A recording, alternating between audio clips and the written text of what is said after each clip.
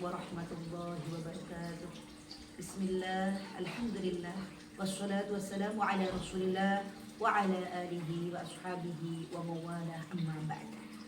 Kajian kitab Ihya Ulumuddin Juz 1 Shahifah 273 Kitabu Adabi Tilawatil Qur'an.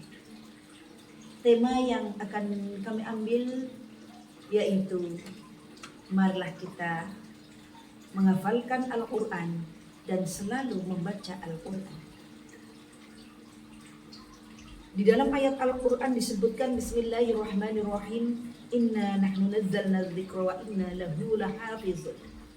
Sesungguhnya Allah menurunkan Al-Quran, wa inna lahu lahafizun, dan Allah juga yang akan menjaganya. Maka dari itu orang-orang yang pun berniat untuk menghafalkan Al-Quran, malah semangat untuk menghafalkan Al-Quran. Karena janji Allah di dalam ayat Al-Quran, Bismillahirrahmanirrahim, walaqad yassarnal Qur'ana lidzikri fahal min muddakir.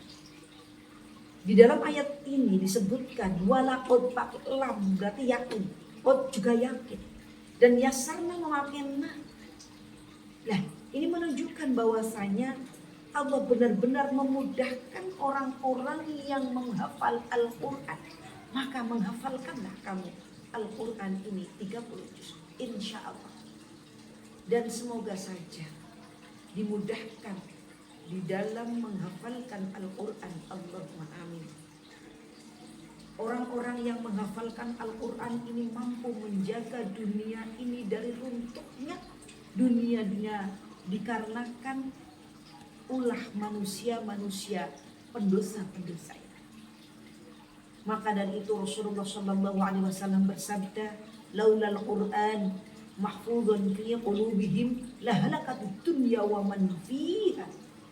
Andai kata Al-Quran ini tidak ada di dalam hati orang-orang yang menghafal Al-Quran, maka Rasulullah SAW bersabda, lahalakatid dunya. Dunia ini akan rusak beserta semua isi-isinya kalau sudah tidak ada orang yang menghafalkan Al-Quran. Maka dari itu jamiah Quran seperti JPH, NU dan lain sebagainya harus selalu bersatu, harus berbuat untuk sebuah kebaikan, menjaga orang-orang yang menghafal Al-Quran. Nah, anjuran Rasulullah SAW di dalam kita selalu membaca tadarus Al-Quran. Al-Quran ini ketika dibaca, Masya Allah, faedahnya begitu banyak sekali.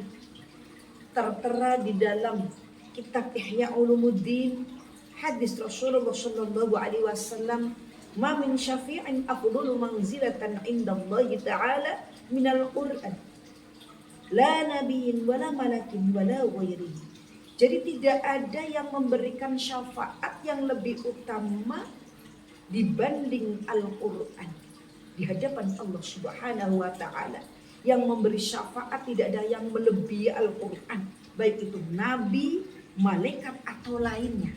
Maka Al-Quran adalah satu-satunya yang mampu mensyafaati manusia yang membacanya, yang menghafalnya, baik di dunia ataupun di akhirat. Nah, maka dari itu faedah membaca Al-Quran yaitu satu, akan mendapatkan syafaat Al-Quran tersebut minad dunya hatta al-akhirat. Kemudian faedah membaca Al-Quran yang nomor 2 adalah afdalu ibadati ummati qiraatul Quran. Rasulullah SAW bersabda bahwasanya lebih utamanya ibadahnya umatku adalah membaca Al-Quran, dan lebih baik-baiknya membaca Al-Quran adalah murattal, warattilil Qur'ana tartila, satu ayat demi ayat dengan murattal. Dan kemudian faedah bacaan Al-Quran yang nomor 3 adalah khairukum man ta'allamal Qur'ana wa 'allamahu. Lebih baik-baik manusia, lebih baik-baik kamu sekalian adalah orang yang mau belajar Al-Quran dan mengajarkannya. Jadi orang yang membaca Al-Quran dan mengajarkan Al-Quran ini termasuk khairukum, lebih baik-baiknya manusia di hadapan Allah Subhanahu wa ta'ala.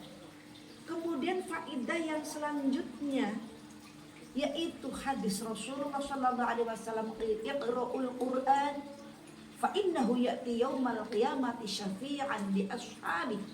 Bacalah Al-Qur'an, karena Al-Qur'an besok akan memberi syafaat kepada kita semua bagi orang-orang yang mau membacanya.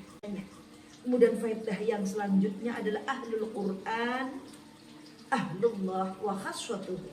Ahli Quran, orang yang sering membaca Al-Quran, apalagi para hafidh ini, yaitu merupakan ahlinya Allah dan orang yang khusus di hadapan Allah Subhanahu wa ta'ala.